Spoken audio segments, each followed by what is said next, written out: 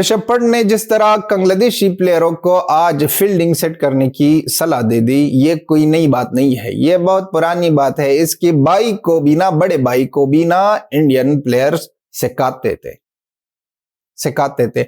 जिस तरह वीरेंद्र सहवाग सर ने कहा था कि मैंने इंजमाम उल हक से कह दिया, कार्टून इंजमाम उल हक से कह दिया था कि यहां पर फील्डिंग सेट करो, उसने उसी तरह ही कर दिया और मैंने चक्का मारा। ये बात नहीं है, नई नहीं है, ये बहुत पुरानी। ये दोनों कंट्रीज ना फील्डिंग ही याद नहीं है इन लोगों को कि कहां पर रखनी है, किस तरह की रखनी है। तो आज क्या हुआ, आज ऋषभ पंत सर ने कह दिया बॉलर को कि भाई साहब एक फील्डर तो यहां पर भी लगा दो, और उसने भी लगा दिया, अच्छी तरह से लगा दिया। सोचा कि भाई साहब ये तो ऋषभ पंत है ना, इंडियन प्लेयर है, इनको तो ज्यादा हमसे पता है। उनको खुद पर यकीन नहीं हो रहा, तो इसलिए और वो आ रहे थे कि 2-0 से टेस्ट मैच जीतेंगे। अब ये तीसरा दिन भी निकला और शुभमन गिल ने बहुत ब्रिलियंट बैटिंग की, ऋषभ पंत ने भी।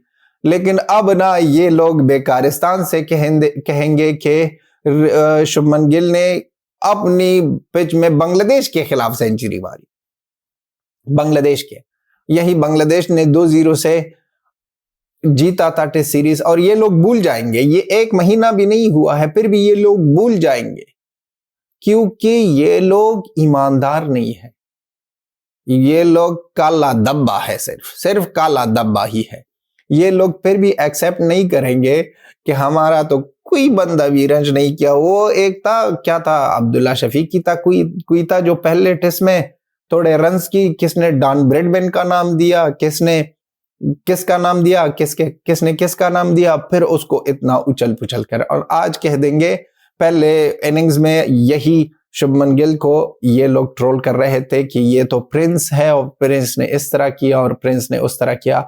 अब इसके दुगलेपन को देखो, अब सेंचुरी मारी तो कह देंगे कि ये बांग्लादेश के खिलाफ थी, ये इंडिया होम ग्राउंड में थी, लेकिन इनके होम ग्राउंड में 2 टेस्ट हो गए, बबरू 50 ही ना कर सका, कोई भी अच्छा इनिंग्स नहीं खेल सका। शान मसूद से लेकर बबरू, और बबरू से लेकर साइम अयूब, और ये वो फलान का बिस्तान का, सिर्फ रिजवान अच्छा था।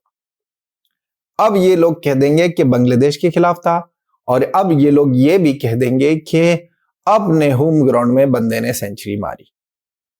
लेकिन ये नहीं सोचेंगे कि हमने क्या किया।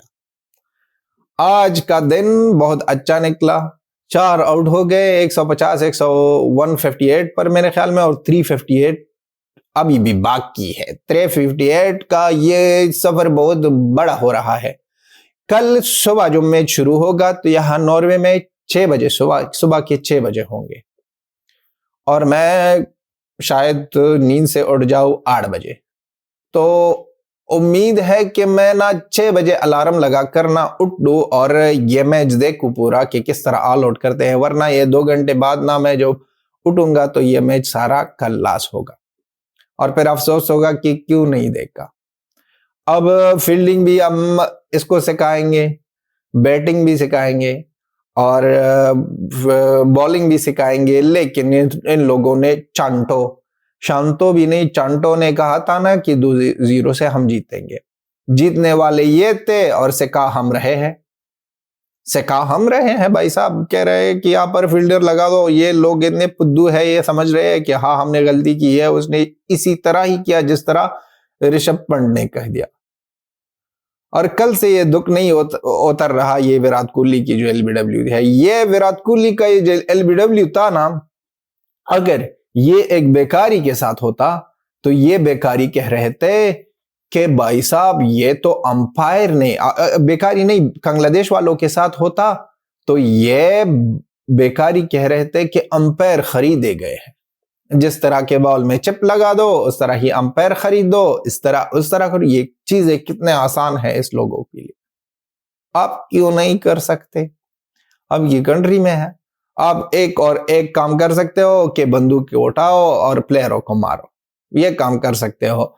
अच्छी बात यह है कि वहां पर तो एक तो झगड़ा हुआ था, वहां पर हालात बुरे हैं बांग्लादेश में, और सिस्टम में प्रॉब्लम्स है, और दूसरा वो आए बेकारिस्तान। अच्छा हुआ है कि उस पर अटैक आप लोगों ने नहीं किया है, वरना बात तो और बिगड़ जाती। आपने अटैक नहीं किया है, ये अच्छी बात है। ये लोग इतने हैं, इससे ज्यादा नहीं होंगे और ना होने वाले हैं। जिस तरह कार्टून ने सहवाग सर से फील्डिंग सीखी थी, इस तरह ऋषभ पंत सर ने सिखा दी किसको? बांग्लादेश वालों को। कल फिर आएंगे और देखेंगे कि किस तरह मैच फिनिश होगा। Till then have a good time, bye bye and Tata.